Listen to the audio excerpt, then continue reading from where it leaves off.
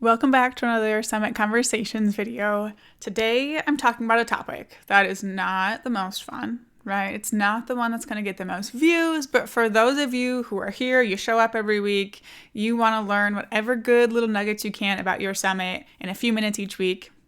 You're the one who I'm making this for, because today we're talking about testing your summit before you open registration. One of my least favorite parts of the process, and I think it's a part of the process that so many people skip, maybe because testing isn't something that's been drilled in your head like it was mine as someone. I have a master's degree in software engineering, so testing is a big deal for software engineers. And it's just one of those things where it's like, I set it all up. I know it. I did it all correctly. It's going to be fine, and just kind of move past it. Good things will not happen for your summit if you do it that way. This is our 12th summit, I think, and wait until you see just part of the list of things we found when we were testing this time. And this isn't even the most serious. I have had it where All Access Pass purchases didn't work. I've had it where registration straight up didn't work. We've had really big deal situations happen, which is why I am so focused on testing and really push people to test their summits. And I just wanted to give you a behind the scenes look at what our process looked like today. So yesterday, myself and two team members had about a 6-hour window where we were testing and fixing, all three of us, just going to town on things. And I think if, throughout the process, we didn't know we had this big testing day planned, maybe we would have been more careful. There were things I remember being like, I should check this. Oh, it's fine. We'll get to it on testing day. So maybe there would have been fewer things if I wouldn't have had this plan, but there was a lot. Okay. So I'm recording this on a Tuesday. We're opening registration actually probably to people already in the community today, then our waitlist tomorrow, then the rest of our audience later in the week. And I just want to make sure everything is perfect before we do that. So yesterday, Monday, was our big day of testing. And I used to follow just this little checklist. Those of you in Summit in a Box and the Accelerator, you have that checklist, the simple, pretty little checklist of things to check. But now I go way more in depth with it. And I'm going to be adding a template of this spreadsheet into the program for you, for those of you who do want, a more in-depth testing checklist. So this is what we use now. We have this not so pretty spreadsheet with all kinds of test cases written. We test with 500 different email addresses that we later delete. We test every part of the process.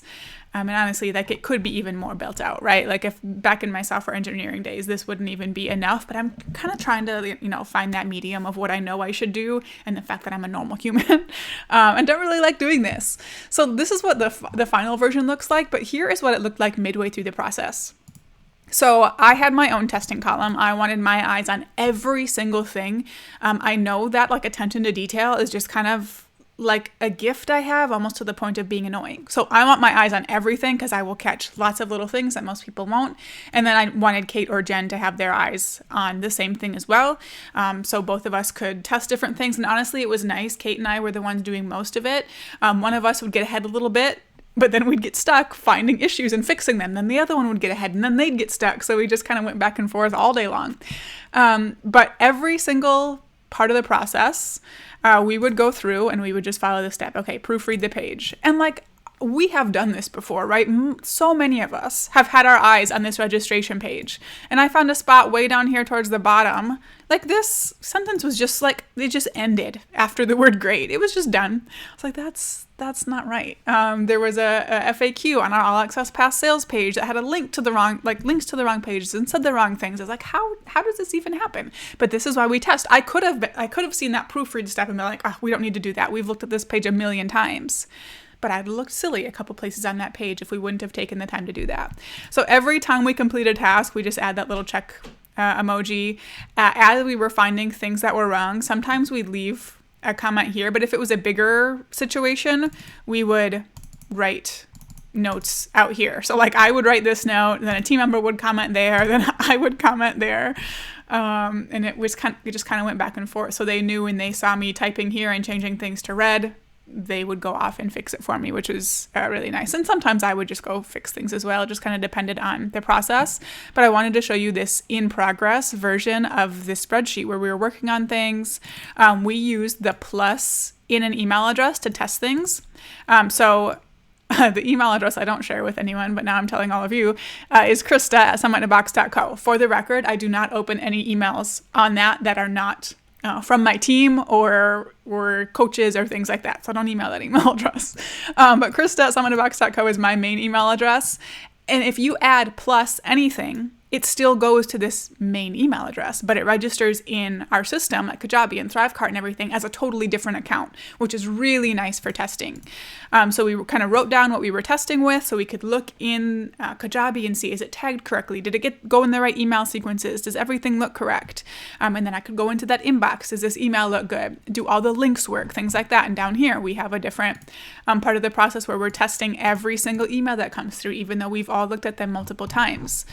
So that's how that looks. We're testing all the links. We're looking on all the different browsers we have. I looked on Safari as well, both on desktop and on our phones and devices, clicking every single button. We're registering multiple times, testing all of these things. For the All Access Pass, we have 6 different checkout pages and order bumps and upsells. So I tested every single checkout page with order bumps and upsells and without, and it took forever, and I had so many different email addresses. And you know what? The order bumps and upsells didn't work. They looked pretty. I could add them to my cart and I could pay for them, but I didn't get them. That would have been like a terrible experience for the people who caught that, right? Like, I don't want our attendees to have to catch those things. I want to be the one to catch those things, which is why we do so much in-depth testing. So I just kind of want to scroll through here so you can see this more in progress one. So we just hadn't gotten this far. So we have to turn off testing mode and delete all the unused accounts, because one thing with testing is it will mess up like your stats. So we delete all of our accounts afterwards so we don't, this would inflate our All Access Pass conversion rate, just because most of our accounts we registered and then also tested a purchase. So we didn't want to do that. We have a big quiz involved, so we tested all kinds of things there. Kate found some issues with that, so we got that fixed, which was nice because it was before I went in. So then by the time I went in, it was all fixed. Tested all the different pages. So this is how it looked as we went through the process. It's so nice to have a team member helping with this if you can. I know a lot of you probably aren't in that place, and you just want to make sure you allow yourself several hours to both test and fix. And then again, this is what it looked like after. So after we went through everything can be marked green. We turn the whole section green just so we know that that's done. And we just kept on going, and right now we're still working our way through this sequence.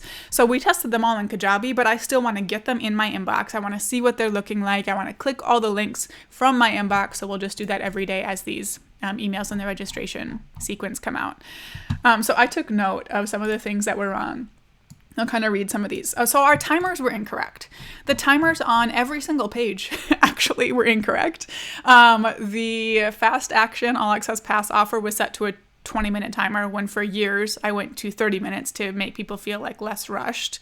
The early bird offer would have expired yesterday instead of on August 10th. There was no cart close timer. The timers for our free access to presentations, the 48-hour access, would have given them an extra more than 12 hours. Every single timer was wrong. Let's see, what else did we have here? There were just weird line breaks on some words on the registration page. So up here in, where is it? I don't know. Somewhere on this page, there were just line breaks that didn't really make sense. A spacing I didn't like on mobile. Our schedule page has a calendar embedded, and I didn't like what some of the titles were. I changed them in one spot, but it wasn't the spot that our attendees see, of course. So I had to go back in and make those changes again. Again, that's something I was I could have been oh, I know I went and tweaked all those to exactly what I wanted to. I don't need to check that. But I did check, and there was an issue. What else do we have? There was one of the checkout pages for our lower tier All Access Pass just listed incorrect things that were included. I was this isn't even right. Why is this on here? Let's see, external links. So links going to our community and other people's websites weren't opening in new tabs. Like I said before, people didn't even get access to the order bump and upsell. They could buy it, but not get it. Audio feeds weren't being delivered. There was no way in the podcast player to easily differentiate, well, was this the 2024 podcast feed or the 2025? So many little things. Nothing other than maybe the timers would have affected functionality too much. Like people would have been able to register, they would have been able to purchase, all that would have worked, but it all came down to the experience they would have gotten. There were so many things they would have found instead of me. And people will still probably find issues, but I am so glad that I am the one that found these issues. So if you don't already set aside time for yourself to test, please add that to your process. We usually do it about 2 days before we want to open registration. If it's your first summit, you might even want to give yourself more time. Like I said, it took us 6 hours, 3 of us, 6 hours yesterday to do all of this. And we do some extra stuff with our events, right? It's more complicated than it needs to be. But what I'm trying to say is give yourself the time you need to make sure that your event is set up to just deliver a great experience for them and for you. So you don't have to be running around frantically when registration opens trying to fix all these issues, right? I want you to be able to enjoy that process. So I hope this was helpful. Again, for those of you with the programs, I'll clean up this template and add it to the testing lesson for you. And I hope this was helpful. See you next week.